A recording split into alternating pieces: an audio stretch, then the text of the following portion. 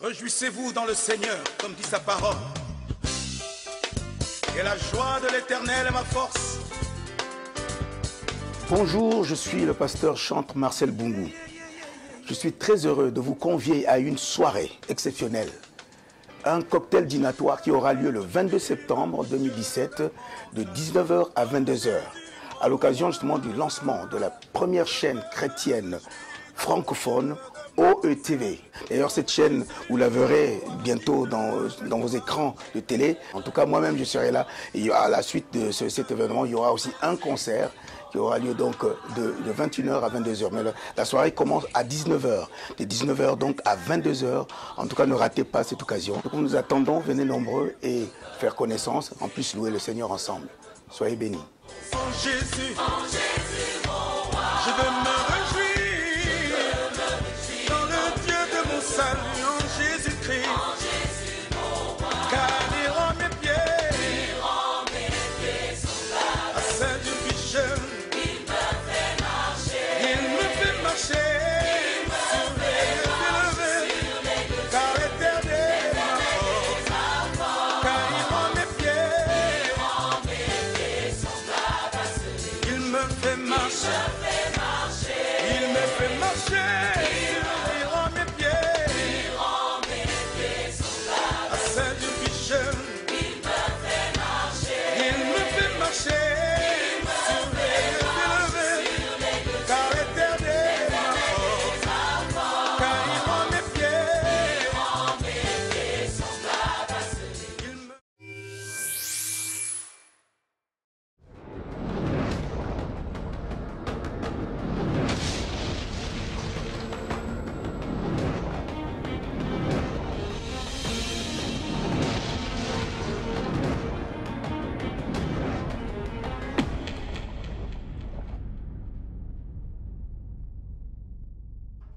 Bonsoir, chers téléspectateurs, chères téléspectatrices, vous tous qui aimez votre émission, qui êtes fidèles à cette émission. Cette émission, il est écrit, qui nous amène dans les profondeurs de la parole de Dieu afin de bâtir Christ en nous. Vous avez eu à découvrir la servante de Dieu ainsi que son époux, la pasteur Alexandra. Alors ce soir, elle est là de nouveau parce que vous avez été nombreux à être touchés, à envoyer des commentaires, à désirer encore recevoir un enseignement et rassurez-vous, vous la verrez de plus en plus. Alors ce soir, la servante de Dieu, Alexandra, va nous parler sur le « Peut-on servir 2 maîtres à la fois ?» Voilà le thème de ce soir qui sera abordé par Alexandra, la servante de Dieu. Alors, sans plus tarder, nous allons rentrer dans le vif du sujet. Amen. Bonsoir Alexandra, comment ça va? Bonsoir apôtre, ça va très bien. Merci pour cette invitation. Merci, avec joie. Merci. Avec joie. C'est la dernière émission que nous avons eue ensemble avec ton époux. Beaucoup de personnes ont été touchées par cette émission. Amen. On a eu beaucoup de remarques. Et beaucoup aussi désirent encore avoir des enseignements parce qu'ils ont été impactés par votre ministère. Et ce soir, tu es revenu sur ce plateau, tu as répondu encore présente. Et nous croyons que le Seigneur va nous faire un grand bien. Amen, gloire à Dieu. Vraiment, le Seigneur m'a mis à cœur ce soir, donc bonsoir tout le monde. Le Seigneur m'a mis à cœur ce soir de partager vraiment un verset qui est dans Matthieu 6, 24. Qui parle justement, est-ce que l'on peut servir 2 maîtres? Qu'est-ce que l'on entend par là? Est-ce qu'on peut servir Dieu? Est-ce qu'on peut aimer les choses de Dieu et aimer le monde? Qui sont 2 choses différentes.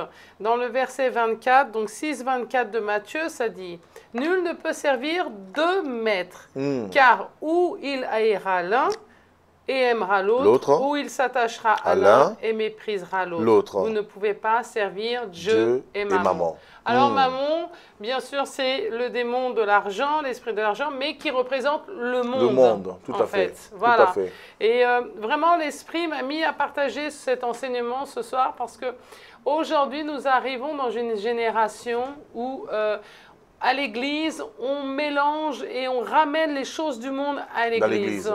Et que les gens aujourd'hui se perdent, n'arrivent pas à adorer, à servir Dieu comme elles devraient. Et même quand elles confessent Jésus-Christ et font rentrer Dieu dans leur vie, elles n'arrivent pas à se détacher aux choses du monde. On a l'impression que vraiment les choses du monde les emprisonnent pour pouvoir avancer. Et vraiment, la Bible dit qu'on ne peut pas adorer Dieu qui est saint, qui est le Dieu Tout-Puissant, qui est contre le péché, qui est contre les choses qui ne sont pas bien, et en même temps avoir un pied dans le monde, qui est le mensonge, l'adultère, la pornographie et plein d'autres choses. Alors, c'est vrai que, pourquoi on parle de ça? Parce qu'aujourd'hui, il y a beaucoup de gens qui sont dans les églises, qui ne sont pas exhortés, qui manquent un peu d'enseignement, et c'est vrai qu'ils vont à l'église le dimanche, écoutent la parole, adorent le Seigneur avec des louanges qui disent « Seigneur, tu es mon roi, tu es mon Seigneur, tu es saint ». Et qui sont des paroles puissantes, parce que quand on dit « tu es saint, je t'aime, tu es le Dieu Tout-Puissant », et tristement, des fois, sortent de l'église. À peine sorties, le culte est fini, elles vont ouvrir l'ordinateur, vont voir de la pornographie, ou vont en discothèque, vont jouer, ou vont jouer de l'argent, ils vont faire des choses. En fait, leurs paroles, les paroles en fait dites sont en contradiction avec la vie menée. C'est un peu ce que Jésus disait, Dieu disait plutôt par Ésaïe, « Ce peuple, mon nom des lèvres, mais son cœur est éloigné de moi. » Mais qu'est-ce qui nous amène en fait à ce constat? Qu'est-ce qui nous amène en fait à cet état de fait où les gens fréquentent l'église? Parce que c'est vrai que lorsqu'on parle de Dieu, il y a une notion de sacré. Lorsqu'on parle de Dieu, il y a une notion du sacré, une notion de sainteté, de pureté. Mais qu'est-ce qui fait que des personnes fréquentent l'église, on va à l'église, des gens vont à l'église, mais malheureusement, ils n'arrivent pas à vivre la vie de Dieu, ou littéralement, ils n'arrivent pas à se détacher des choses du monde. Alors, est-ce que c'est un problème de conversion au départ? Soit la conversion, elle s'est mal faite, ou soit les personnes sont juste adeptes d'un mouvement, d'une église, d'un système, ou est-ce que vraiment les personnes sont converties? Alors, je pense qu'il y a plusieurs choses dont tu viens de dire, là, plusieurs points. Je pense que déjà d'une, les gens qui sont encore attachés dans le monde et qui servent Dieu en même temps, c'est qu'ils n'ont pas eu une rencontre divine avec Jésus-Christ. Pourquoi? Je me base sur la parole. Bien sûr. La Bible dit que nous étions anciennes créatures. Tout à fait. Et quand nous confessons Jésus-Christ, nous devenons nouvelles créatures. Ce qui veut dire que quand nous rencontrons Jésus-Christ, quand nous avons une vraie rencontre avec Jésus-Christ, nous n'avons plus plaisir aux choses du monde. Nous mourrons intérieurement pour les plaisirs qu'on avait, les choses que nous avions avant, et nous voulons devenir comme Jésus. C'est ce qu'on appelle vraiment une vraie rencontre avec Jésus-Christ.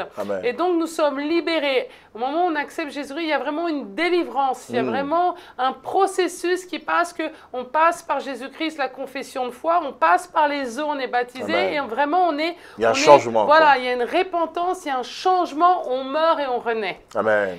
Le deuxième point que tu as touché aussi, je pense que les gens qui vivent aussi encore comme ça, à servir d'eux-mêmes, c'est des gens qui manquent d'enseignement. C'est-à-dire, peut-être ils sont dans des églises où on tolère des choses. D'accord. Et donc, tristement, on permet que le monde rentre à l'intérieur pour ne pas attrister les gens, pour pas que la vie ou l'âme quitte l'église. Alors, non, sinon je vais perdre des membres si je corrige, si je suis trop dur, si je prêche la vérité, ça ne va pas leur plaire. Et donc, par cette attitude-là, nous laissons le monde rentrer dans l'église. Et donc, la personne pense, non, mon pasteur dit rien, je suis à l'église, donc c'est normal. Donc, quelque part, c'est la faute aussi des conducteurs. Voilà, donc il y a une part quand même des conducteurs ou des pasteurs, cette part qui fait que les gens viennent à l'église. Peut-être au fond d'eux, il y a vraiment une sincérité, un désir de connaître Dieu, de rencontrer Dieu. Mais malheureusement, lorsqu'ils arrivent, on ne leur présente pas véritablement la voie, le chemin qui est Jésus lui-même qui a dit « Je suis le chemin ». La vérité et la vie. Donc, on voit qu'il n'y a pas deux chemins, il n'y a pas trois chemins. Comme tu as si bien dit, il aimera l'un ou l'autre. Donc, il y a un chemin qui est là, du moins le chemin qui est Jésus. Et le fait que les pasteurs ou les dirigeants, les responsables ne présentent pas en fait le véritable chemin, forcément, les gens prennent l'autre chemin, le chemin large, et ils continuent à venir et ça ne dérange pas. Mais ça c'est grave quand même, parce que si en tant que dirigeant, on constate que la vie des personnes ressemble au monde, par exemple, et qu'on n'y fait rien, on ne remédie pas à cela, il y a quand même un problème, je pense. C'est grave parce que la Bible dit que nous serons chargés pour ces vies qui ne sont pas dans le bon enseignement. Ça veut dire qu'on connaît la vérité, qu'on ne leur passe pas la vérité. Donc à un moment, ça va revenir sur nous, la faute. Quand la personne va dire « Non, mais on ne m'a pas enseigné, on ne m'a pas dit. Donc Jésus ne va pas le condamner, lui dire, bah oui, tu as été dans une église, la personne n'a pas été enseignée. Oui, c'est grave parce que du coup, on empêche à la personne de connaître la vérité et on l'emmène à la perdition. On l'emmène à la perdition. Alors, bien sûr, il y a autre chose que j'aimerais pointer par expérience, c'est qu'on n'a pas à juger les gens. Le drogué peut venir, la prostituée peut venir, tout le monde peut venir. C'est une interdiction d'interdire de quelqu'un de venir à l'église, qui s'habille mal, qui soit clochard. Peu importe. La Bible dit, viens à moi tel que tu es. Tout à fait. Donc Dieu ne juge pas. Tristement, c'est l'homme qui juge. Ils peuvent venir comme ils sont. Ça n'a rien à voir avec qui servent de monde. Mais il va y avoir un processus d'enseigner et de leur apprendre. Et la Bible dit que ce n'est pas par force et violence, que c'est le Saint-Esprit qui, à force va les convaincre et va les transformer. Yes. Nous, on doit les aimer, par contre, comme de la manière qu'ils viennent, et non pas les juger. Moi, je me souviens par mon passé, en tant qu'ex-drogué, il y a des fois, je venais à l'église, j'étais défoncée, j'étais pas bien, j'étais mal habillée. Jamais ma pasteur, elle m'a dit, rentre à la maison. Tu fais partie du monde, regarde dans quel état tu es. Elle était vraiment utilisée par le Seigneur pour me faire aimer l'Église en premier. Et elle savait que si j'avais un pied à l'Église, le Saint-Esprit ferait le reste. Après, c'est à nous vraiment de vouloir s'investir et d'arriver en disant, voilà, aujourd'hui, je ne veux plus de cette vie. Vraiment, je ne peux pas. Et par l'enseignement que j'ai reçu, un jour, j'ai compris que je ne pouvais pas adorer le Dieu qui est saint et en même temps continuer à prendre la drogue. Et à un moment, j'ai dû faire un choix. Je ne pouvais pas vouloir une vie meilleure en me plaignant de mes problèmes tous les jours, en disant « Oh là là, j'ai pas d'argent, je suis toujours défoncé, j'ai pas de drogue, j'ai pas ci, mais en même temps, j'aimerais m'en sortir. » Je ne fais pas ce qu'il faut pour s'en sortir. Voilà. Et à un moment, ça doit venir aussi de nous. Amen. Ça sert à rien de clamer le Seigneur et en même temps de vouloir les deux, vouloir le monde, les plaisirs du monde et vouloir être sauvé et aller dans l'éternité. Donc, il y a un moment, j'ai dû faire un choix comme un moment où nous aurons un choix à faire. Parce que les pasteurs vont faire leur part, mais nous, à l'intérieur, nous devons faire le premier pas pour que Dieu puisse œuvrer. Agir. Alors après, pourquoi on ne peut pas servir de maître? Parce que après, c'est comme si j'allais à l'église et je continue à aller en discothèque et faire la fête, mais en même temps, je veux le salut. Et à un moment, la chose que j'aimerais vraiment partager, c'est que celui qui dirige le monde, c'est Satan. Tout à fait. Celui qui dirige le monde spirituel et la gloire et l'éternel, c'est Dieu. Donc, ils ne vont pas ensemble. Tout à fait. Il n'y a pas de rapport entre les ténèbres et la lumière. Voilà. Il y a un moment, c'est si tu décides et tu as fait un choix un jour d'accepter Jésus-Christ, c'est parce que intérieurement, tu savais que tu n'en pouvais plus. Et que tu attendais quelque chose de Dieu, et que tu voulais quelque chose de Dieu. Donc, il y a un moment où ça doit venir de toi et de crier à Dieu pour qu'il te délivre de ça, qu'il te change de ça. Parce que seulement Dieu peut te délivrer de quitter le deuxième monde, de quitter le deuxième maître. Parce que tant que tu n'auras pas quitté ce deuxième maître, il va tout le temps te tenir par un bout de ta chemise. Tout à fait. C'est comme les gens qui sont viciés, les gens qui vont à l'église et qui « j'y arrive pas ». C'est parce qu'ils n'ont pas une vraie rencontre avec Jésus-Christ. C'est parce qu'ils laissent encore l'ennemi les tenir. Il n'y a pas une volonté personnelle de changer. Est-ce que finalement, on n'a pas peur parce que c'est vrai que beaucoup se disent, on le voit les gens qui vont venir à l'église ou même les gens qui ne vont pas à l'église. Des gens peut-être qu'on peut rencontrer à travers l'évangélisation.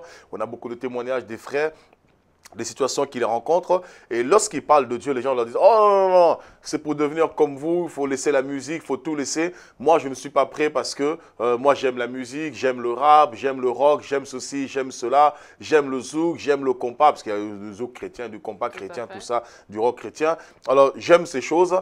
Alors, s'il faut que j'arrête tout ça, ma vie du passé, pour servir Dieu et être en marge de la société, oh non, moi, ça ne m'intéresse pas. Alors, est-ce que ce n'est pas le fait de vouloir perdre, en fait, ces plaisirs, ce confort qu'on avait, ou d'autres qui viennent dans l'église et ils continuent à vivre ces choses-là? Est-ce que quelque part, ce n'est pas juste un moyen aussi de s'apaiser la conscience dans l'église et au final, en fait, ils ont toujours leurs habitudes? C'est ça, tu as très bien dit. En fait, c'est une peur, par expérience même que j'ai vécue, c'est une peur de, on a l'impression, on se dit, oh là là, on va devenir religieux, oh là, qu'est-ce que les gens vont penser de nous, qu'est-ce que ma famille va... Et puis, je ne vais plus pouvoir faire ci, puis je vais pouvoir faire ça. Et on a cette image de radicalisme, de comme si on allait rentrer, on vit plus, quoi. On vient dans une secte, et en fin de compte, c'est enfermé. parce qu'on n'est pas enseigné, c'est parce qu'on est mal enseigné, parce que cette chose qu'on attend du monde, je vais être un peu dur, c'est parce qu'en fait, on a un vide en nous. Tout à fait. C'est parce qu'on a un vide en nous. Tout Pourquoi à fait. on veut faire la fête? Parce qu'on a un vide en nous, qu'on se sent seul et qu'on croit que la fête nous apporte du bien et que c'est l'euphorie tout à fait. et que c'est un bien-être. Pourquoi on a besoin de drogue? Parce qu'on a un vide en nous, parce qu'on manque d'amour, on a de la souffrance. Pourquoi on veut plein de choses, de l'argent ou parce qu'on veut prouver, des paris, on veut des choses, parce qu'on veut plus d'argent, on veut changer notre vie. Mais tout cela que ce monde nous donne est passager. Et passager. C'est-à-dire Éphémère même. Éphémère parce et que passager. quand on y va à un instant T, C'est ça. ça peut nous procurer une sensation C'est de ça. bien-être. Mais quand on sort de là, C'est fini. on se retrouve même au rond-point. C'est fini. Voilà. Tu rentres chez toi, Même la fête est Carrefour. finie. Tu n'as plus tes amis, tu rentres dans ton studio, il n'y a pas de bruit. Là, par la drogue et l'alcool, c'est fini. Quand l'effet est terminé, tes problèmes sont toujours La là. réalité te rattrape. Et en fin de compte, la vérité te rattrape. Et en fin de compte, tu vois que tu t'en sors pas parce que c'est comme un vice. Ce monde-là et ce maître-là, il te rend vicial que tu dis, ah, il faut encore. Il faut encore. Donc, Il te rend je ne peux pas dépendant. quitter. Parce que si je vais dans le côté spirituel, ils vont, ah non, ça va être ennuyeux, ça va être pas ça. Et en fin de compte, c'est parce qu'on n'enseigne pas que nous sommes chrétiens et nous sommes dans la joie. Amen, pas, amen. Paul? Servir Dieu, c'est Nous être dansons, heureux. nous Bien chantons, sûr. nous faisons des fêtes. Eh oui. Seulement maintenant, la différence, c'est que nous les faisons. Moi, j'étais une ancienne rasta, j'avais des dreadlocks. Oh là là. Et ce que j'ai fait, c'est que j'ai trouvé du reggae chrétien. Tu trouveras du reggae chrétien, tu trouveras du rock chrétien, tu trouveras du pop chrétien. Tu peux danser du hip-hop avec de la musique chrétienne. Tu peux faire ta danse que tu faisais, mais avec musique. Tu peux vivre la même chose que tu vivais dans le monde. Seulement, tu n'as pas besoin d'être enchaîné et emmené en enfer par Satan qui gouverne ce monde. Tu peux faire la même chose par des bonnes musiques, par des bonnes joies. Une musique saine Des qui musiques glorifie saines, Dieu. des bonnes plaisanteries. Et ces choses qui viennent de Dieu, tu verras, te rempliront ce vide. Et Amen. donc, au moment où ça va remplir ce vide, tu n'auras plus besoin de ces choses passagères. Amen, amen, Qui amen. ne sont que passagères et qui t'emmènent en enfer. En enfer. En C'est enfer. pour ça que beaucoup servent encore deux mondes parce que n'arrivent pas à être libérés, sont pris encore, sont Tout à encore fait. enchaînés. Parce qu'ils ont peur de quitter ce monde. Ils ont peur de... Je vois par exemple, le Facebook, on en a besoin, c'est un multimédia merveilleux. Moi, je l'utilise pour prêcher. Mais il faut être balancé. Il faut un Aujourd'hui, équilibre. il y a des gens, l'Internet, sont prisonniers dans l'Internet, sont prisonniers par la musique, sont prisonniers par les amis qu'ils ont. Autour. Non, on va pas à l'église, non, viens, non, aujourd'hui ton culte, c'est pas grave, on va faire la fête, ça va être mieux. Et en fait, il faut vraiment comprendre que cela va nous amener à En rien. enfer. Il y a un moment, comme je dis dans mon témoignage, c'est être fort. C'est pas être rebelle, gangster et puis prendre de la drogue ou vendre de la drogue. C'est pas ça être fort. Être fort, c'est avoir un caractère fort et dire non, moi je veux pas de Moi, ça. je ne veux pas de ceci. Moi je veux veux une pas de meilleure vie. cela. Je fais un choix. Amen. Je veux être en Christ. Je veux changer. Je veux plus ça parce que ça me détruit, ça m'apporte Amen. rien. Amen. Ça, c'est avoir un caractère fort parce que Amen. automatiquement, des gens vont vous critiquer, des gens vont vous juger. Des gens vont vous lapider, vous allez passer pour mauviette parce que vous avez Jésus-Christ dans votre vie. Mais je vais vous dire une chose, c'est là que vous êtes fort. Mais c'est une force. C'est une force. Ah, la parce que tu faiblesse, fais selon ton Dieu, choix. est une force Voilà. parce que tu es amène de dire non, stop, ça Exactement. suffit. Et aussi, c'est une force parce que tu fais le choix d'hériter le meilleur pour ta vie, le paradis, le ciel avec Dieu, parce que tout ce que nous avons sur la terre est passager. Toutes choses Exactement. passeront, mais par contre, l'éternité ne passera pas. Exactement. L'éternité, c'est avec, Exactement. avec Dieu. Et il précise bien, on ne peut pas servir deux maîtres à la fois. Soit on aimera l'un et Si. on aimera l'autre. fait. Alors moi, je pose la question dans ce cas-là, à moins que tu aies quelque chose à rajouter Non, encore. j'allais dire avant que tu poses la question, c'est marrant, ça me fait rire parce que personne ne va t'obliger à mettre une chemise rouge si tu n'en as pas envie. Tout à fait. Mais Tout à par fait. contre, pour aller à l'église ou faire les choses spirituelles, tu arrives à être influencé. Et l'influence. Là, c'est juste pas de bon. rebondir encore sur quelque chose. Est-ce que c'est là où on voit en fait que personne ne peut servir Dieu par ses propres forces? Comme quoi on a vraiment besoin de la puissance de Dieu. La du puissance de Saint-Esprit. Dieu. Parce que On a les choses besoin d'être spirituelles, encouragé. on se rend compte que les choses de Dieu, ça prouve que c'est spirituel parce Tout à que fait. il y a des choses, on le fait par nous-mêmes, mais c'est comme souvent, les gens peuvent parler au téléphone pendant 1 heure, 2 heures, 3 heures, 4 heures. Les gens peuvent s'adonner sur Facebook, ils peuvent s'adonner sur des feuilletons, des loisirs, le sport, etc., la natation, courir. Mais lorsqu'il faut prier, par exemple, faire le même temps d'heure, le mettre dans la Il n'y a prière, plus personne. au bout d'1 minute seulement, ça baille. Tout le monde tombe dans le sommeil. Au bout de 2 minutes, on s'apaisantit. Au bout de 2 minutes, on s'endort. On le voit avec les disciples. Hein, dans Matthieu 26, lorsque Jésus dira, il va prendre les 3 disciples à l'écart. Il dira, restez éveillés. Moi, je veux prier un peu sur la montagne. Et 1 heure après, il revient. Il dit, mais vous n'avez même pas pu veiller avec moi, ne serait-ce qu'une heure. Mais par contre, pour la pêche et tout ça, etc., pour distribuer le pain, ils avaient la faim, ils avaient la niaque. Mais pour la prière seulement, au bout de 10 minutes seulement, chaos debout. C'est ça. Ah, ça, c'est terrible. Et cela, ça nous montre en fait que ce n'est pas une œuvre charnelle, c'est une œuvre spirituelle. Et personne ne peut atteindre les choses de Dieu par ses propres efforts. Et c'est là où on a vraiment besoin de compter sur le Seigneur, de crier au Seigneur et de faire le choix de suivre Dieu. Et si on fait ce choix de suivre Dieu, Dieu nous donnera la force de s'en sortir. C'est ça. Sinon, la question que j'avais à poser, parce que là, il oppose quelque part, dans Matthieu 6, 24, il est en train d'opposer 2 maîtres. Mais est-ce que ce n'est pas possible de servir les deux en même temps? Non, ce n'est pas possible parce qu'un gouverne le monde qui emmène en enfer et un gouverne la galaxie, l'univers qui est éternel et qui emmène à la vie éternelle. Donc, ce n'est pas possible. Pourquoi le diable fait tout pour nous garder et nous empêcher de venir à Dieu? Parce que justement, il sait que si nous allons sur le bon chemin qui est Jésus-Christ, nous allons avoir la vie éternelle et être sauvés. Donc son but, c'est que vous ne connaissiez pas Jésus. Son but, c'est que vous continuez dans vos dépendances et dans le plaisir du monde. Son but, c'est que vous ayez une porte large et faire tout ce que vous voulez, même les interdictions. Parce que son but, c'est de vous détruire, de détruire les maisons, les familles. Le foyer. C'est Satan. C'est Satan existe, c'est réel, ces mondes existent vraiment. Et donc, il est là pour vous empêcher de connaître Jésus-Christ. C'est pour ça que des fois, vous avez cette faiblesse, ce manque de force de prendre des décisions et de vraiment servir Dieu. Et le deuxième, c'est Dieu. Alors, non, ça ne marche pas ensemble. C'est vraiment 2 mondes différents qui ne marcheront jamais ensemble. Le mensonge ne va pas avec la vérité. C'est un peu comme l'eau et le feu. Voilà, l'eau et le feu ne peuvent pas marcher ensemble parce qu'ils sont opposés. Alors, qu'est-ce que les personnes doivent faire? Ceux qui sont, par exemple, liés au péché, liés à la convoitise, liés aux choses du monde. Nous avons, par exemple, des chrétiens, ils vont prier dans l'église, mais ils écoutent la musique du monde, ils écoutent le rap, ils écoutent le zouk, ils écoutent la dance hall, toutes ces choses-là. Ils écoutent un peu la variette, Claude François, Clo-Clo, je ne sais pas tant d'autres que je pourrais citer, mais bon, on s'en passe. Alors, quel conseil, qu'est-ce qu'on pourrait dire à ces personnes qui diront, moi, il n'y a pas de mal que je sois chez moi, et puis de temps en temps, je prenne un peu de vin, je sois chez moi, que je prenne du whisky, que je sois chez moi, que j'écoute du rap, du rock'n'roll, les années 60s, tout ça. Qu'est-ce qu'on peut leur dire? Parce qu'ils vont se dire, moi, ça ne me dérange pas, ça n'affecte pas mon esprit, ça n'affecte pas ma communion avec Dieu, ça n'affecte pas ma relation avec Dieu, ça ne m'empêche pas de prier. 2 fois même quand je prie, Dieu m'exauce. Alors, je vais dire, oui, Dieu t'exauce parce que des fois, il a grâce. Des fois, c'est par sa compassion et sa miséricorde qu'il va t'exaucer. Donc, ce n'est pas par les prières de la personne. Mais des fois, je vais rentrer plus dans ce que tu viens de dire. Des fois, j'écoute un peu la musique du monde, il m'arrive rien, je suis en vie de prière, je prie. Oui, il y a beaucoup de chrétiens qui lisent la Bible, qui prient, qui jeûnent et qui écoutent la musique du monde et qui regardent des pornographies, qui vont... Mais maintenant, je vais te dire, dans la fin du temps, la Bible dit les conséquences que nous allons tous passer un jugement et nous allons passer dans le tribunal pour nos actes et tout ça. Mais je ne veux pas arriver à ce passage-là qui est si dur. Je veux juste te dire que toi-même t'ouvres une brèche pour que Satan rentre dans ta vie.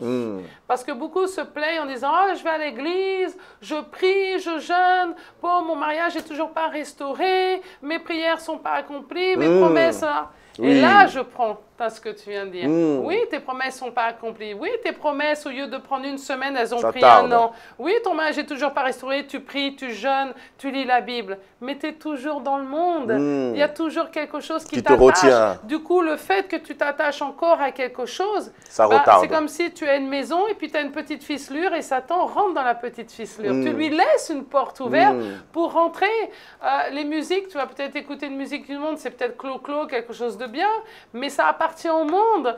Satan, il était qui Satan dans le ciel? C'était celui qui était... Jouer la musique. Voilà, c'était celui qui ministrait la louange, l'adoration. C'est pour ça qu'aujourd'hui, il y a un grand pacte de satanisme sur la musique. Donc, ferme les portes, ferme les brèches. Tu peux y arriver. Comment tu peux y arriver? Demande de l'aide à ton pasteur. Moi, je vois aujourd'hui, souvent dans l'église, quand je prêche, je dis, je suis désolée, si vraiment vous avez une rencontre religieuse, vous n'avez plus l'amour de la musique, du monde. Et on n'est pas pour ça bizarre, on voit des films familiales qui n'ont pas de gros mots, qui n'ont pas de scènes bizarres et quoi que ce soit. Les musiques, pourquoi je vais écouter de la musique du monde si la musique de Dieu me rassasie, me remplit et me libère et me guérit? La chose que je peux te dire, c'est juste prie pour savoir où tu es encore enchaîné, que Dieu va te délivrer. Amen. Parce que vraiment, ça, tu n'as pas besoin de ça. Oui, tu peux croire que ta vie est bien, que tu es un bon chrétien, qui lit la Bible. Mais tu vas voir qu'à la fin et au résultat, tu vas voir que tes promesses vont prendre plus de temps à s'accomplir, que les choses vont prendre plus de temps pour se réaliser. Et tu vas dire, mes prières, mon jeûne, j'ai fait un jeûne de 15 jours. Comment tu veux faire un jeûne de 15 jours en écoutant la musique du monde, faire des choses derrière, alors qu'un jeûne, c'est la sanctification et la purification. Tout à fait. C'est aller à la phase de... Donc c'est pour ça que tu as un pied avec Dieu et tu as un pied dans le monde. Ça ne pourra jamais marcher. En fait, tu es tiède, quoi. Voilà. Tu es ni chaud, tu es ni froid. Et d'ailleurs, je crois qu'il y a un verset dans la Bible, dans Apocalypse 3,16, Dieu dit, parce que tu es ni chaud, ni froid, et que tu es tiède, moi, Dieu, je te vomirai, je te rejetterai. Donc souvent, nos projets n'avancent pas parce que nous sommes ni chauds, ni froids, nous sommes tièdes parce que nous boitons. Tantôt, nous sommes de l'autre côté, tantôt, nous sommes avec Dieu, tantôt c'est l'autre côté, tantôt avec Dieu. Et malheureusement, lorsque Dieu veut nous bénir, il veut que nous puissions prospérer. Eh bien, le diable aussi vient derrière. Il dit, oh, d'accord, je veux bien qu'il prospère, mais quand même, il est venu chez moi. Alors, je dois aussi de faire patienter sa bénédiction. Alors, il nous ralentit, il nous retarde. Donc, au final, la personne qui se détruit, ce n'est pas Dieu parce que Dieu ne change pas, mais c'est nous-mêmes qui nous détruisons. C'est nous-mêmes qui retardons nos promesses. Qui retardons les promesses de Dieu, qui retardons l'action de Dieu. Peut-être nous arrivons, le temps en train de courir, nous arrivons vers la fin. Je veux juste dire quelque chose, vite fait, et je te remets la parole, c'est parce que je ne veux pas que les gens confondent aussi. Je ne veux pas, la religiosité ne sauve pas. Voilà, parce qu'il y a beaucoup de gens, je me souviens de ce que tu viens de dire, mais les gens ont peut-être peur de se mettre en disant la religiosité ne sauve pas. Donc on ne te demande pas de devenir de religiosité. Le formalisme. Voilà, on ne te demande pas de devenir religieux, on ne te demande pas d'être en costume gras. Moi je suis pasteur aujourd'hui parce que je suis un prêtre télé, voilà, je mets ma petite chemise, mais je suis en t-shirt, je suis en puma, je suis en basket. Quand je suis avec mes enfants, j'ai une casquette, les fameuses casquettes New York, je sais rigoler, je saute. Voilà, c'est pas un monde... On n'est pas coupé du monde. On n'est pas coupé du monde, on s'amuse. Donc, ce n'est pas une religiosité. N'aie pas peur de venir, de te séparer. C'est juste que tu peux faire les mêmes choses dans la sainteté. Tout à fait. Voilà. C'est vraiment... Ben, Paul le dit dans 1 Corinthiens 5. Il dit, il ne nous demande pas... je pense qu'on peut le lire dans 1 Corinthiens chapitre 5. 1 Corinthiens chapitre 5, Paul dit quelque chose. On ne doit pas se couper du monde de façon absolue. Nous sommes où? Nous sommes où? 1 Corinthiens 5. Il dit, verset 9, hein, « Je vous ai écrit dans ma lettre de ne pas avoir de relation avec les débauchés. » Voilà. Alors pourtant, Dieu sait qu'autour de nous, il y a des débauchés. Lorsqu'on parle de débauche, ce n'est pas que la fornication. La débauche, c'est tout ce qui est malséant. Voilà. Il dit au verset 10, non pas d'une manière absolue avec les débauchés de ce monde, ou avec les cupides et les ravisseurs, ou avec les idolâtres. Autrement, il faudrait sortir du monde. Tout à fait. Et moi, par rapport à ce que tu dis, c'est vraiment de la puissance de Dieu, je te réponds, Jésus a mangé chez qui? Ben, les gens de mauvaise vie. Pourquoi? Parce qu'il faut que quelqu'un y aille pour aller prêcher la parole. Tout à fait. Mais ne devenons pas des gens de mauvaise vie. Voilà, c'est ça. En tout cas, que Dieu soit béni. Il y avait une question que je voulais te poser, mais je pense qu'on aura une autre opportunité pour pouvoir continuer cet enseignement, aller encore plus loin, aller encore plus en profondeur. On ne se lasse pas de la parole de Dieu. Elle est tellement merveilleuse, elle est tellement mielleuse, elle est tellement douce à notre palais qu'on a envie de continuer, de continuer. Aimez la parole de Dieu. Aimez la parole de Dieu. Ne rejetez pas la parole de Dieu. C'est la source de vie pour notre âme. C'est l'élément vital que Dieu nous a donné. Vous savez, lorsqu'on a faim, nous mangeons du pain, nous mangeons des aliments solides pour fortifier le corps physique. Et en tant qu'enfant de Dieu, en tant qu'être spirituel, nous avons aussi un corps spirituel. Et il y a un aliment spirituel que Dieu nous a donné, c'est sa parole. Alors, bien-aimés, quels que soient les liens que vous avez eus dans le monde, il n'est pas trop tard pour s'en séparer, s'en détacher. Vous pouvez vous détacher du monde en faisant un choix simple, en disant, Seigneur, je ne veux plus le monde, je ne veux plus le péché, les choses qui me liaient, je n'en veux pas. Amen. Maintenant, je prends la décision de te servir, de te suivre toi seul et d'être ton esclave. Et c'est alors que le Seigneur vous libérera, il vous donnera la force, car ce n'est ni par votre volonté, votre désir, mais c'est par la puissance de Dieu. Amen. Voilà, que Dieu soit béni. Peut-être un mot de la fin, j'aimerais qu'on puisse parler rapidement 10 secondes de OETV pour encourager Amen. nos bien-aimés. Je ne sais pas si tu as un mot de la fin par rapport aux Amen. personnes qui nous regardent, la caméra est devant toi. Amen. J'aimerais vraiment vous encourager à bénir ce ministère parce que c'est un ministère que Dieu est en train d'élever puissamment. Et grâce à ce ministère, beaucoup d'hommes de Dieu, de femmes de Dieu, de ministères sont découverts à travers cette générosité que Dieu a mis vraiment dans le cœur de l'apôtre et de son épouse. Et vraiment, je vous encourage à semer dans leur ministère. OETV, c'est quelque chose de grand qui Amen. donne beaucoup de choses, beaucoup d'émissions, c'est de l'investissement, c'est beaucoup de choses à faire aussi. Donc pour ça, ils ont besoin de moyens. Et je sais qu'aussi le Seigneur, par grâce et par puissance, par sa fidélité, car ils ont travaillé pour l'œuvre de Dieu et Dieu leur a donné un grand projet qui vont ouvrir une chaîne sur Free, et j'aimerais vraiment vous mettre à cœur, il va parler de ces dons. J'aimerais vraiment que vous soyez touchés, que vous semiez puissamment vraiment dans ce ministère, car ils ont besoin de finances, ils ont besoin de dons pour la chaîne Free. Voilà, vous avez entendu cet appel aux dons de la pasteure Alexandra. Bien-aimés, soutenez OETV. OETV, c'est la chaîne de la francophonie. OETV est au capital et dans la capitale francophone. OETV, c'est la télévision au service de l'évangile. OETV, c'est votre œuvre, c'est le royaume de Dieu via les médias. OETV, c'est un média que Dieu suscite pour bénir beaucoup de familles, beaucoup de foyers. Ne soyez pas en marge de ce que Dieu est en train de faire dans la francophonie. Soyez acteurs de cette télévision. Comment être acteur? Soutenez cette télévision. Par carte bancaire, allez sur le site OETV. Prenez votre carte bancaire et je crois que vous le faites à cet instant. Semez pour faire avancer cette télévision. Prenez votre chéquier. Faites un chèque pour soutenir cette télévision. Et le Seigneur ne manquera pas de vous bénir. Que la grâce de Dieu soit sur vous. Et je sais que cette semence sera une bénédiction pour l'éternité. Que le Seigneur vous bénisse et je vous invite à se retrouver tous ensemble pour une prochaine émission d'Il est écrit.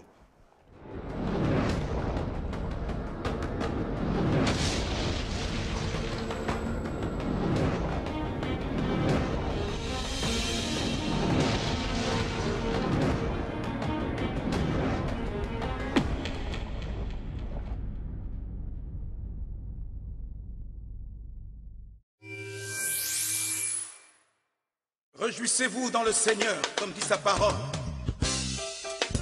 Et la joie de l'Éternel est ma force. Bonjour, je suis le pasteur chantre Marcel Boungou. Je suis très heureux de vous convier à une soirée exceptionnelle. Un cocktail dînatoire qui aura lieu le 22 septembre 2017 de 19h à 22h. À l'occasion justement du lancement de la première chaîne chrétienne francophone OETV. D'ailleurs, cette chaîne, vous la verrez bientôt dans vos écrans de télé. En tout cas, moi-même, je serai là. Et à la suite de cet événement, il y aura aussi un concert qui aura lieu donc de 21h à 22h. Mais la soirée commence à 19h. De 19h donc à 22h. En tout cas, ne ratez pas cette occasion. Donc, nous attendons, venez nombreux et faire connaissance. En plus, louer le Seigneur ensemble. Soyez bénis. En Jésus.